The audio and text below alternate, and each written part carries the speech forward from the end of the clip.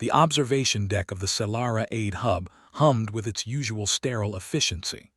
Kale stood at the viewport, his breath fogging the reinforced glass as he stared at the refugee camp sprawled across the frozen moon below.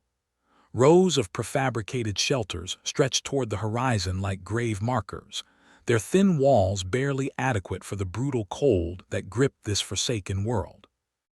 Another supply requisition denied, his supervisor had said that morning, not even looking up from her datapad. The Xylar cubs aren't priority targets, they're a hardy species, they'll survive. Kale had wanted to argue. He'd wanted to slam his fists on that pristine desk and demand they send heating units, insulation, anything. But he'd learned long ago that bureaucracy was a wall thicker than any fortress. So instead, he'd simply nodded and walked away, a plan already forming in his mind. The humans had a saying from their homeworld: if you want something done right, do it yourself.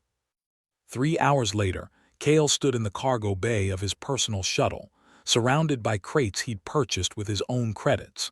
Thermal blankets that could retain body heat for days, portable heating cells salvaged from decommissioned mining equipment. And tucked in the corner, something the galaxy had never seen before: 20 containers of a peculiar brown powder his grandmother had sent from Earth, along with detailed instructions. The shuttle's descent was rough. The moon's atmosphere fought him every meter, wind screaming against the hull like vengeful spirits. When he finally touched down near the refugee camp's entrance, a crowd had already gathered. Xylars were reptilian in appearance, with scaled skin that shimmered in hues of deep purple and blue. But their young, their cubs, were different, softer, vulnerable in ways that made Kale's chest tighten. Lyra was the first to approach. She couldn't have been more than 6 cycles old, her scales still pale and translucent, barely developed enough to regulate her body temperature.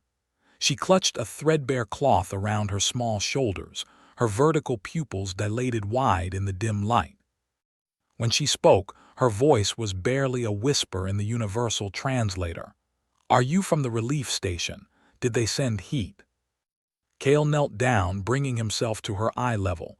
Snow crunched beneath his knees, soaking through his thermal suit.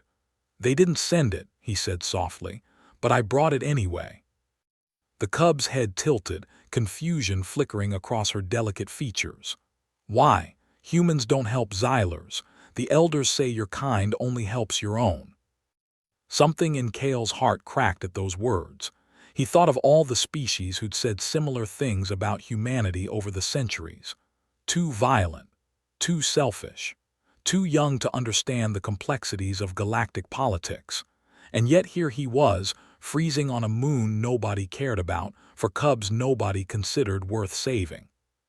"Come on," he said, standing and gesturing toward the shuttle. "Help me unload and I'll show you why you're wrong." Within an hour, the largest shelter in the camp had been transformed. Kale had strung thermal blankets across the walls, creating layers of insulation that trapped precious warmth. He positioned the heating cells at strategic points, their gentle glow turning the space from a frozen tomb into something almost cozy. Cubs began filtering in, drawn by whispers that spread through the camp like wildfire. But it was what Kale did next that would become legend. He assembled a small heating unit in the center of the shelter and carefully measured portions of the brown powder into containers. He added water, precious rationed water that should have been saved for drinking, and began to heat it. The cubs watched with wide eyes, their nostrils flaring as an unfamiliar scent filled the air. "What is that?" Lyra asked, pressing closer. Other cubs crowded around, their scales beginning to shimmer with warmth for the first time in weeks. "On Earth, we call it hot cocoa," Kale explained, stirring the mixture with practiced ease. "It's a drink we make when it's cold, when we want to feel warm, not just on the outside, but on the inside, too." He poured the steaming liquid into small cups and handed them out. The cubs approached cautiously, their survival instincts warring with curiosity. Lyra was the bravest. She took a cup, sniffed it, then took a tentative sip.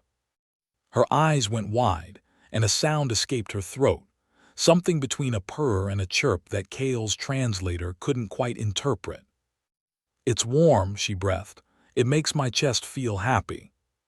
Within moments, every cub in the shelter was sipping hot cocoa, their bodies relaxing for the first time since the war had displaced them. They began to talk, then laugh, then play. The sound filled the shelter like music, drowning out the howling wind outside. An elder Xyler appeared at the entrance, her scales dark with age and wisdom. She observed the scene with unreadable eyes, then approached Kale slowly. "Human," she said, her voice like gravel scraping stone, "why do you do this? There is no profit in kindness to refugees, no political advantage. Your own government denied our request for aid." Kale looked around at the cubs, at Lyra, who was now teaching others how to hold their cups properly to keep their claws from getting burned. He thought about the bureaucrats in their warm offices, the politicians calculating cost-benefit ratios, the entire galaxy that had deemed these children not worth the expense. "Where I come from," he said quietly, "we have a story about a man named Joran. He travels through the coldest night of the year bringing gifts to children. Not because it profits him, not because it advances his agenda, but because children deserve warmth and joy and hope, regardless of what species they are or what world they're born on." The elder was silent for a long moment. Then slowly, she placed a clawed hand on Kale's shoulder. "The galaxy says humans are dangerous, that your kind is too unpredictable, too emotional, too willing to break rules." She gestured to the cubs, warm and laughing and alive. "Perhaps that is exactly what we need." As Kale prepared to leave hours later, Lyra ran up to him, her scales now glowing with healthy warmth. She pressed something into his hand, a small carving she'd made from a piece of scrap metal, shaped like a cup. "So you remember us," she said.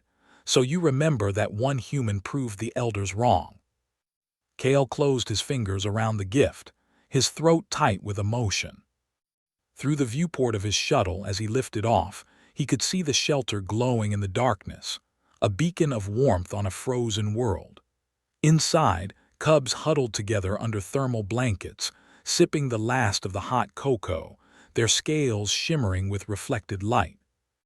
The galaxy might not have cared about the Xyler cubs. The bureaucrats might have deemed them a low priority. But Kale had learned something his species had always known deep in their bones. Humanity's greatest strength wasn't their technology or their weapons or their political maneuvering. It was their stubborn, illogical, beautiful refusal to let children freeze in the dark when they had blankets and cocoa to share.